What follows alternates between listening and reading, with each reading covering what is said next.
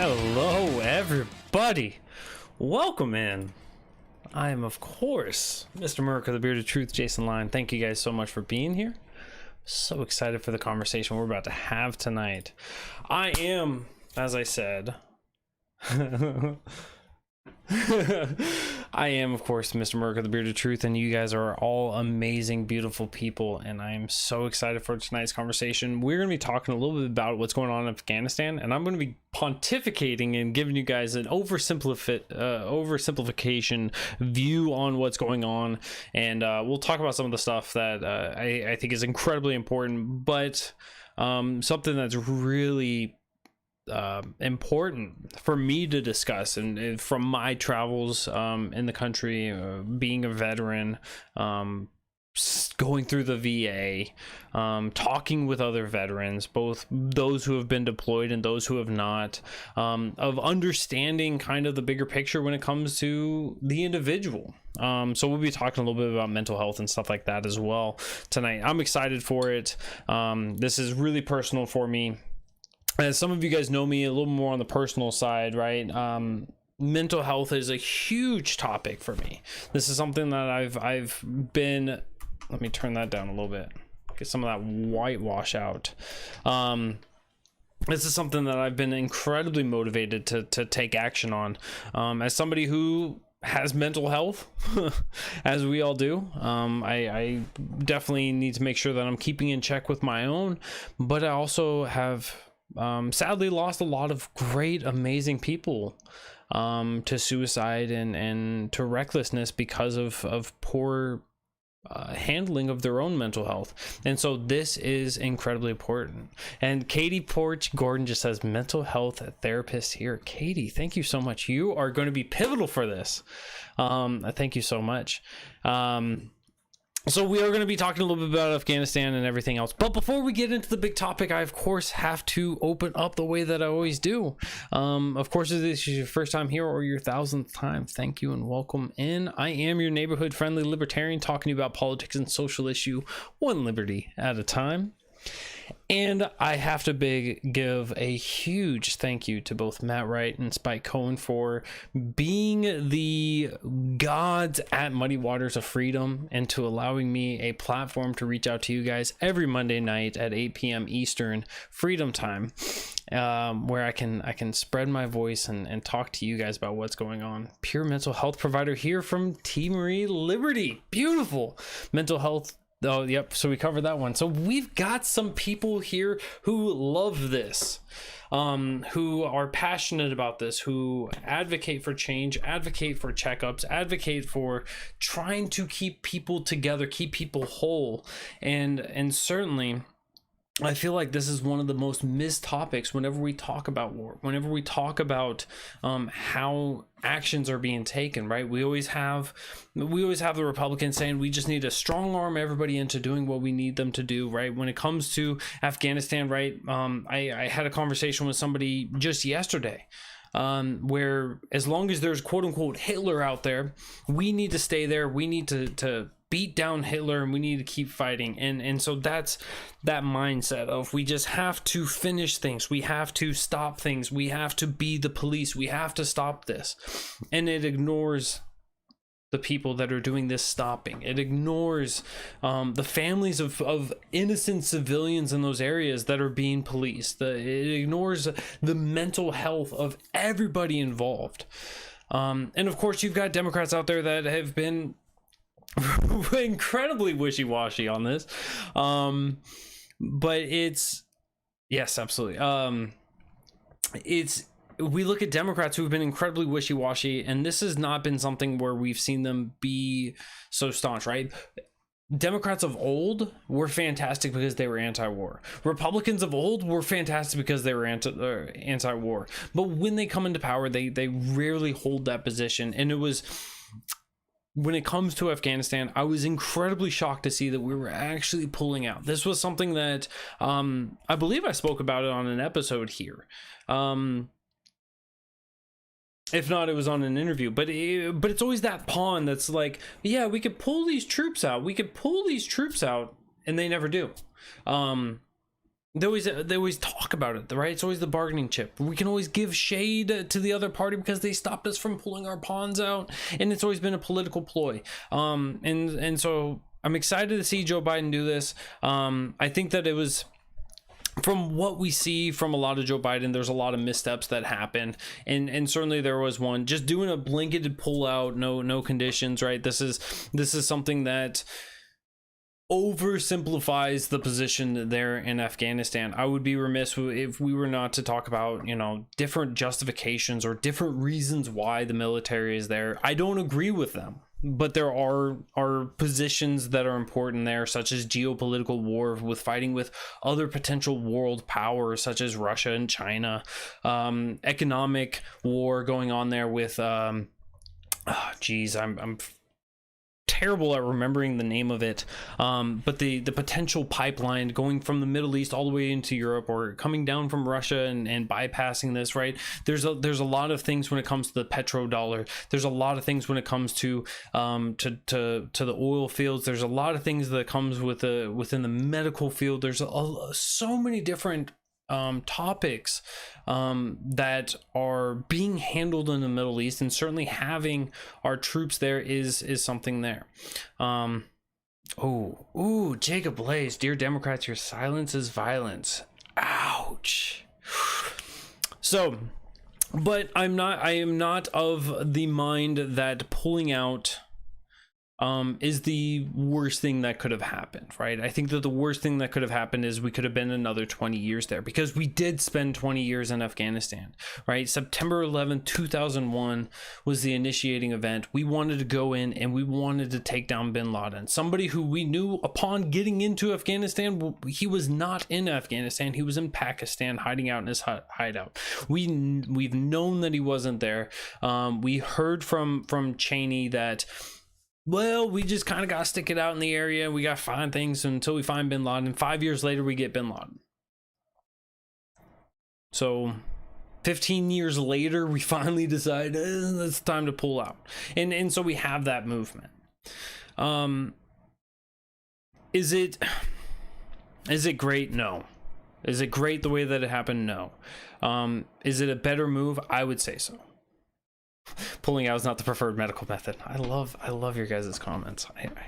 I just a side note, right? I am the only one here who does like a solo show, who I need that co-host, and you guys here, if I can shape my hand the proper way, there we go. You guys are the co-host, and I love you guys for that. If you guys are listening later on a podcast, of course, thank you so much for checking out the podcast. Make sure you guys leave that 5-star review. But you guys, if you guys ever catch us live, instead of catching us later on the go, wherever you want to go, if you catch us live on YouTube, on Facebook, on Float, on D Live, wherever it is you can catch us live, you will see that I have a chat box there, and you get to be a co-star here, right? You get to be on the show, giving your good commentary, making the rest of the people laugh.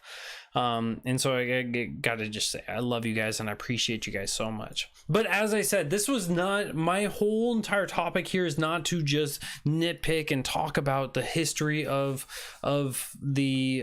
Afghanistan, but to touch on a very important topic for me, and that of course is mental health. Because if I were to talk about the statistics, if I were to talk about the money, it was $300 million per day. That equates to about $2.26 trillion being spent in just Afghanistan, right? This was 800 billion, right? We've seen this number toted around a little bit. I believe the number is $880 billion spent in direct warfighting costs. We've seen 85 billion to train the vanquished Afghanistan army, which stood absolutely no time at all, right? So basically we pulled out and they went, we surrender. It took less than 2 weeks for significant portions of Afghanistan to fall to the Taliban. We also had the U.S. taxpayers giving the Afghan soldiers $750 million in payroll each year. So I mean, this entire project, $2.26 trillion, is a significant amount of money, right? There's not a single person out there that's made that much money. You know, Jeff Bezos, arguably potentially the richest man in the world. I haven't looked that stat up. I know that he was it a couple days ago, and I don't think anyone else has really climbed to that ladder. Maybe, but I mean, with him being a billionaire, the idea that he made it to $1 trillion, it's just not there. So this is a significant amount of money just being spent in Afghanistan. How much was spent in Iraq? How much was spent in Yemen? How much was spent in all these countries there in the Middle East, Northern Africa, Southwest Asia, that we've been there for an egregious amount of time. We are doing more harm than good. We are creating dependency upon the American troops that are suffering, just suffering because of these changes, right? When you send a young soldier who enlists in the army because he's told that this is the patriotic thing to do. And I'm not going to say that it's not patriotic in order to serve your country. This isn't that conversation. But a young guy who's not aware of what happens in war, who has not seen this, has seen the Hollywood versions where, you know, the good guy comes out on top and you know, minor casualties, but they go down and there's a loving moment. There's, you know, there's so much patriotism, there's so much love there, there's just good feelings overall, and you're such a badass because you get to wear tank tops and you know, muscle shirts, and the babes love you, and you come back and you're a hero. And so these guys sign up, these young kids sign up, and they have no idea what it is that they've signed up for.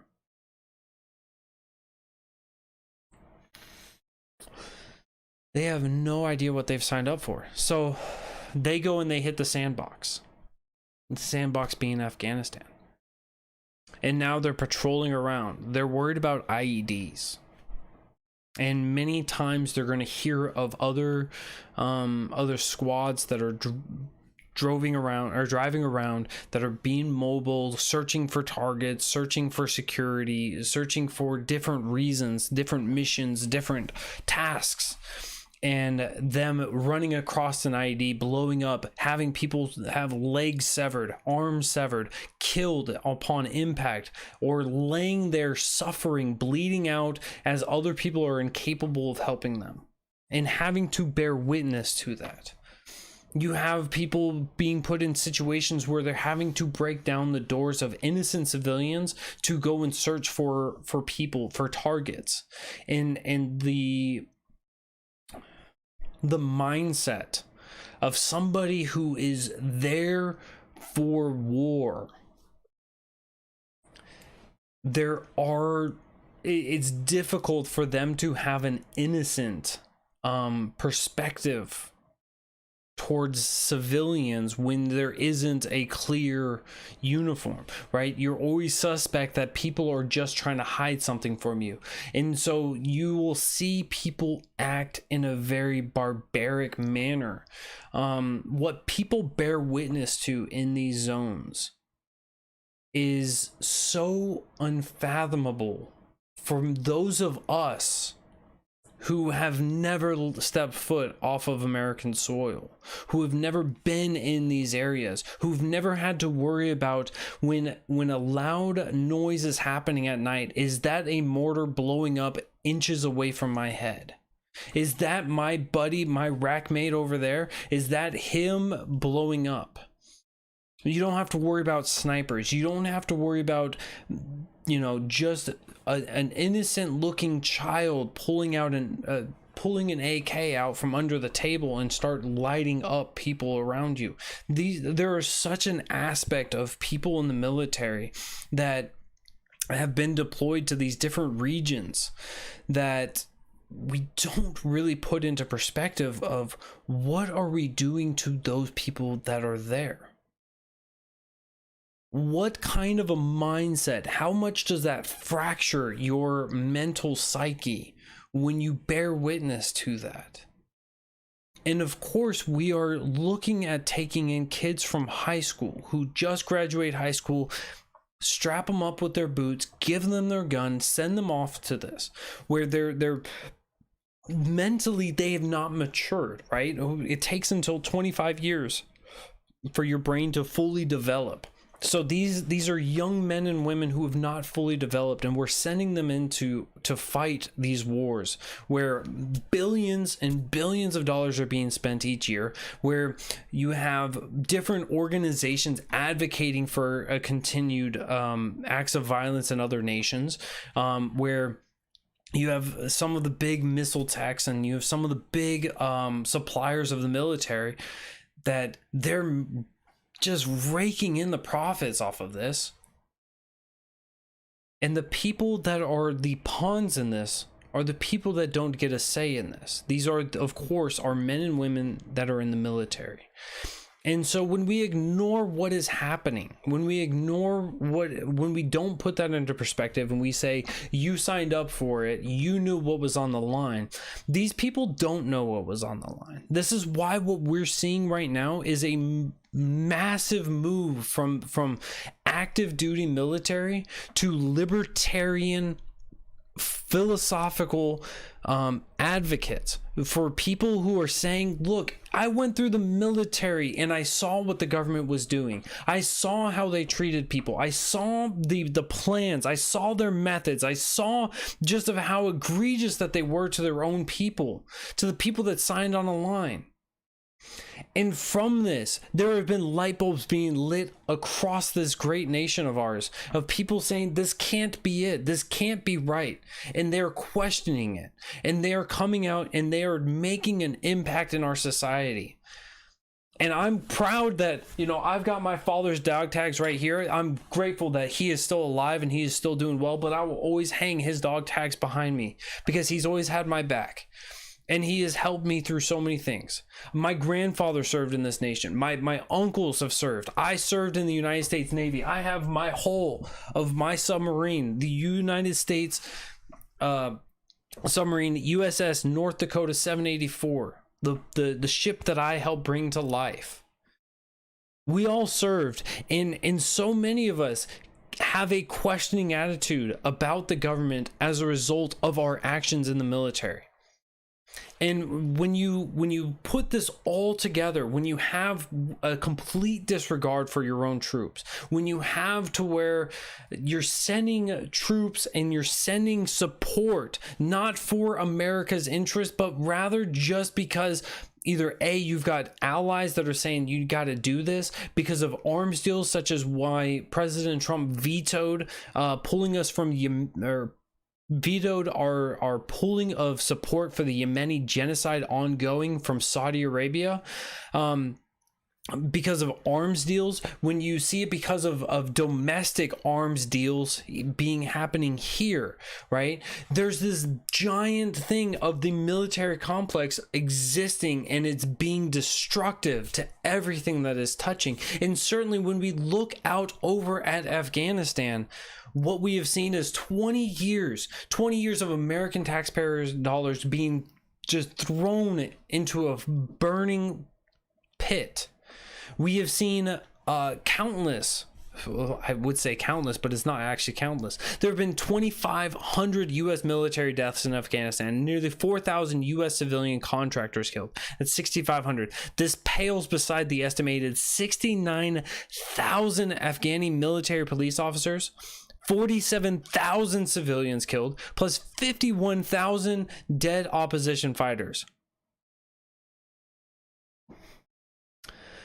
The cost so far to care for 20,000 U.S. casualties has been over $300 billion, with another $500 billion or so expected to come.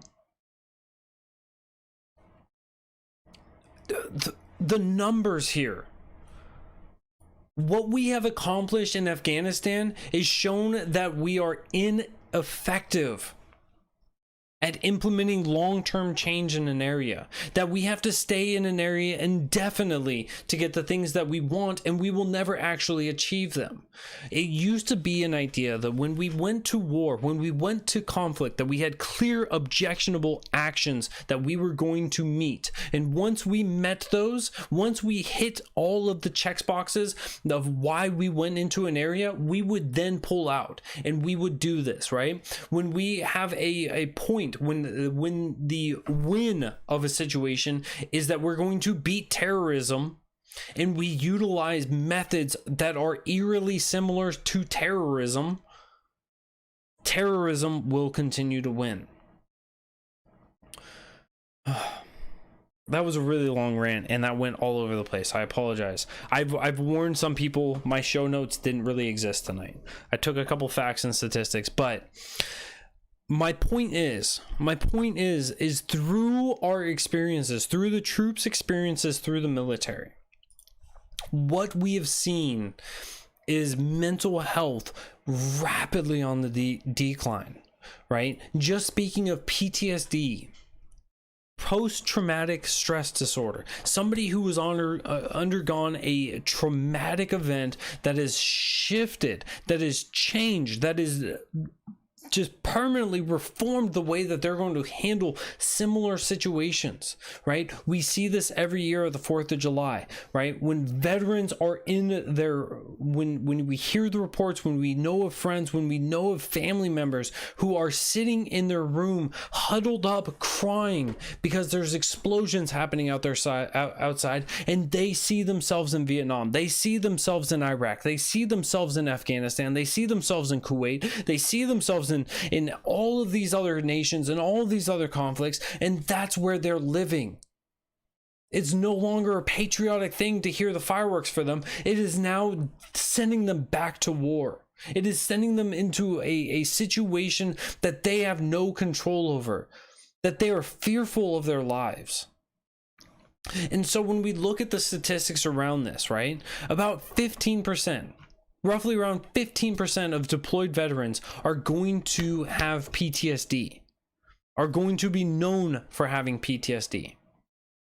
Now, there's an estimation that around 2 times that, so roughly around 30% of people will have PTSD. Many of them go undiagnosed. Many of them don't seek treatment. Many of them are denied treatment. And so I've discussed in previous episodes the epidemic created by the VA healthcare system in a lack of service being provided, a refusal to serve, a refusal to care, a refusal to actually take care of our veterans. And so when we have these talking points from people of we need to support our troops, I absolutely support our troops. Bring them the fuck home. Bring them home, where they can be with their families, where they can see their children grow up, where they can be a part of their communities, where they can do good. Stop sending them off to fight off for corporate needs, for allies' interests. Stop sending them off when it's not in the nature of America's defense. You want to talk about America's interest, and so we have to protect this, we have to protect that, we have to bully other nations in order to protect our interests. That's not protecting our interests. That is bullying. That is dictatorship. That is controlling through force and demanding compliance, or you and your family and your family's family and their extended family and their mailman and their mailman's family and everyone else is going to be murdered. Everyone will be droned, everyone will be killed. We will continue to massacre until we get that absolute compliance, because we have to fight until terror is over. And what we've seen is these practices do not actually live up to the intentions, right? We know that for the men on the ground, right? For the men in the Army and even in the Marines, the rules of engagement are so limited that they can have somebody there with a firearm in front of them, with threatening them, and that they are incapable of defending themselves. So we have on one front where so many people are limited as to how they can engage. So their lives are at risk. So they're terrified, standing there shoulder to shoulder with their brothers in a country that is halfway around the world, not knowing people, not knowing the area, not knowing the culture as well as they could. And as they are viewed as invaders by people in these areas, in these countries, as they're looked at as invaders, people are interested in taking the invaders out. Yes, there are people who understand that the American troops are in their interest, and we've seen how dedicated to change that they are. When planes that were leaving Afghanistan recently, people were hanging on to the outside of the jet and falling from 10 feet, from 30 feet, from 50 feet, from 100 feet, from 200 feet. They were falling off because they were dedicated to the idea that they wanted change, that they wanted out, that they knew that if they were caught by the Taliban, that they would be killed. I understand. We have a problem. We have a problem there in Afghanistan. It is undeniable that the entire culture became dependent upon the American troops to provide a way, to provide these securities, to provide these protections, but at the cost of the mental health of the men and women who serve. At the cost of the American taxpayer, with trillions of dollars being spent already, with trillions of dollars expected on the interest that is bearing from those payments.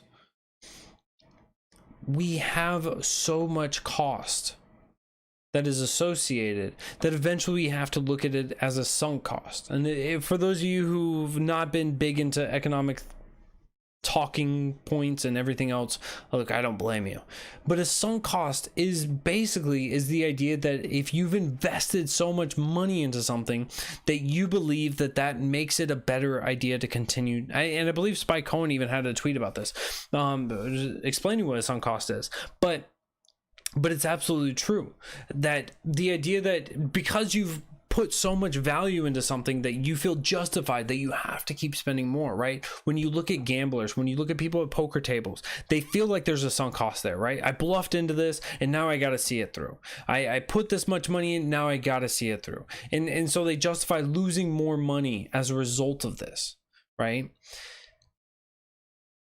Same thing.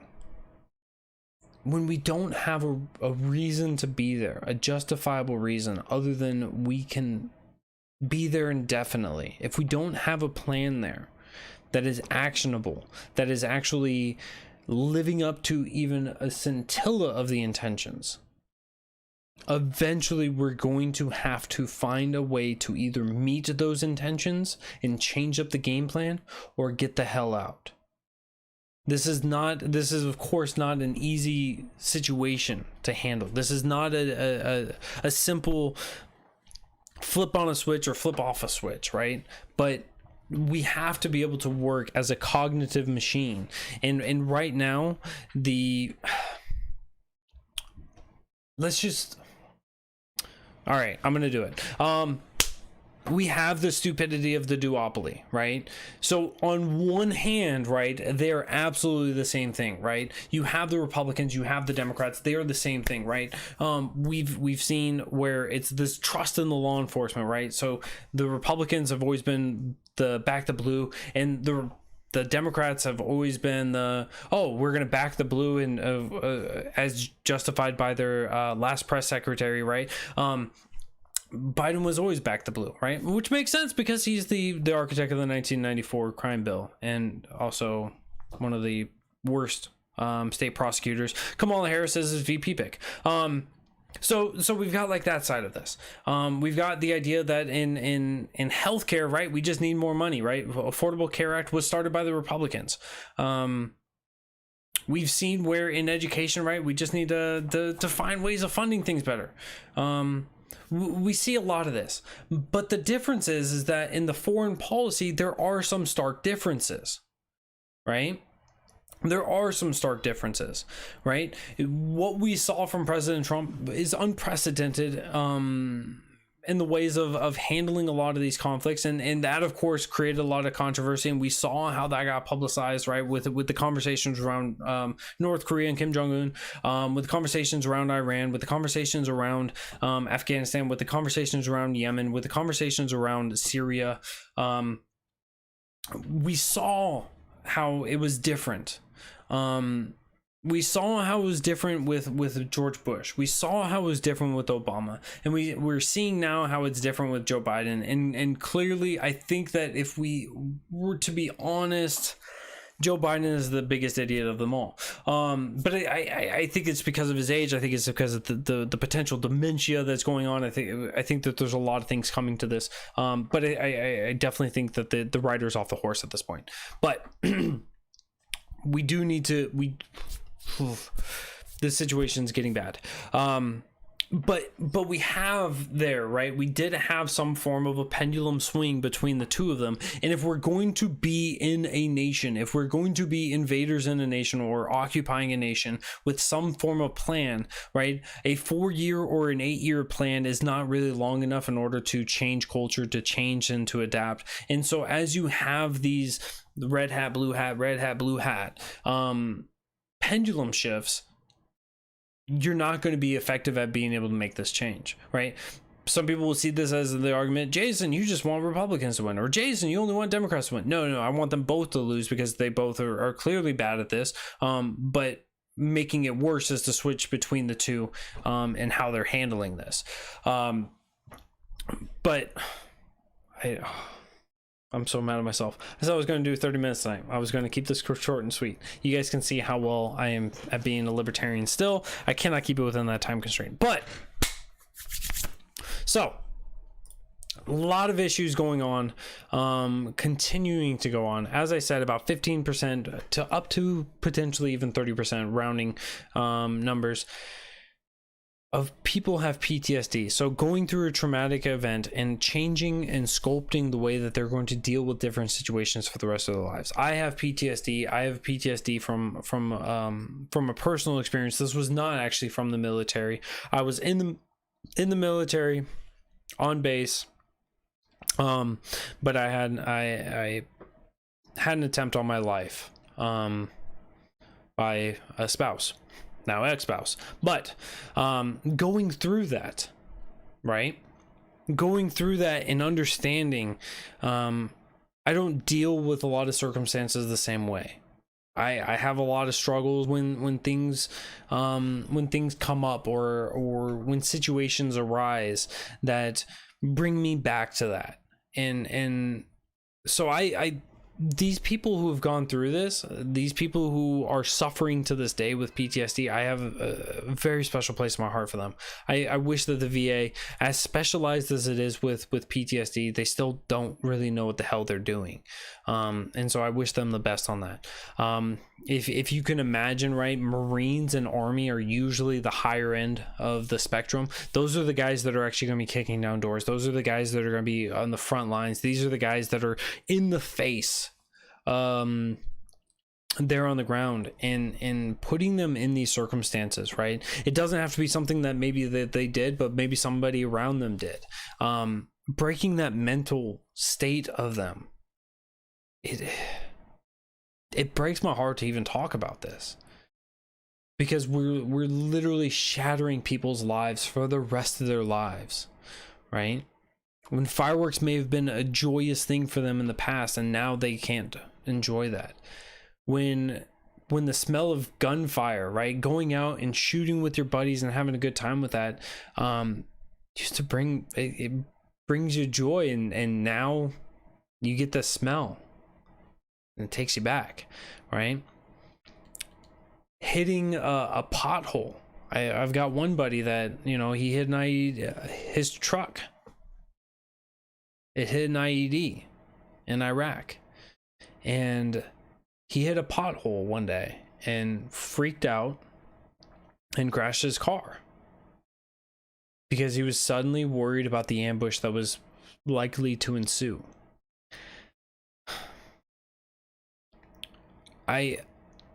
We are continuing to put people into bad situations.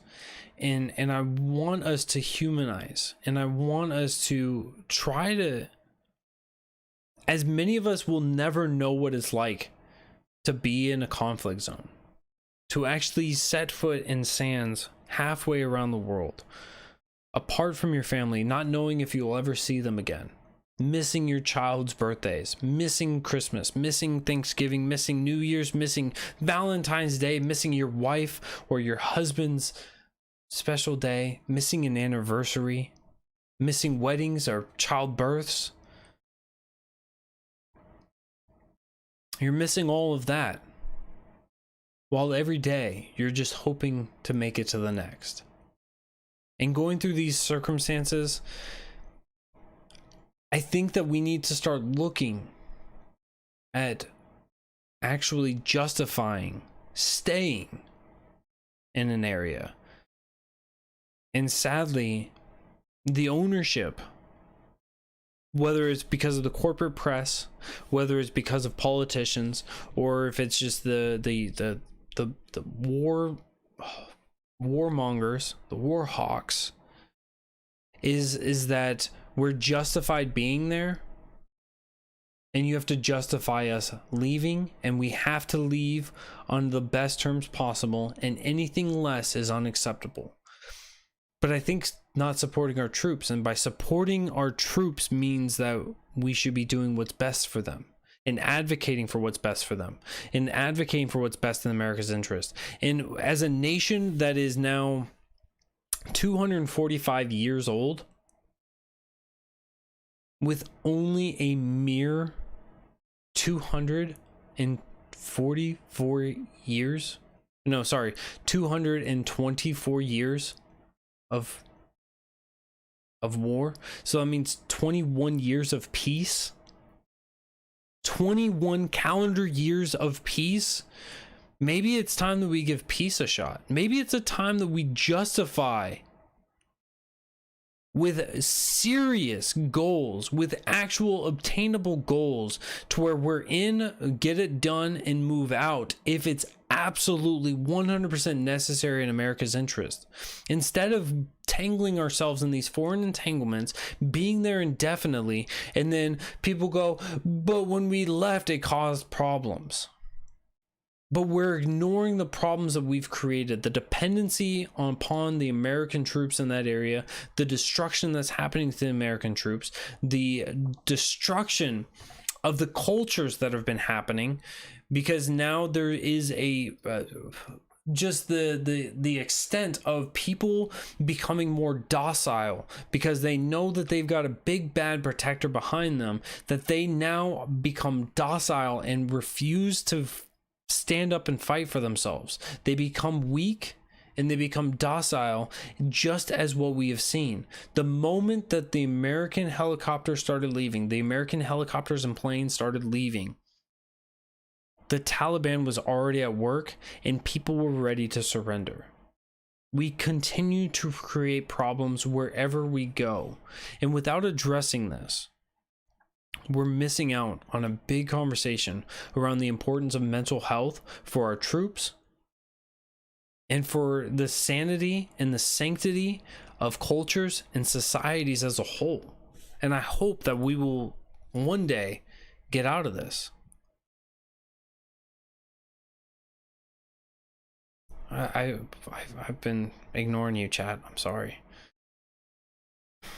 No plan, game plan, get the hell out of there. I agree. Thank you, Jason, for sharing your personal experience. Of course. I definitely, I think I mentioned this in the beginning, and I'll mention it again. My best friend committed suicide. I've lost a lot of friends, and mental health is one thing that is a big aspect for me. I don't like losing people. I love people. I love all of you.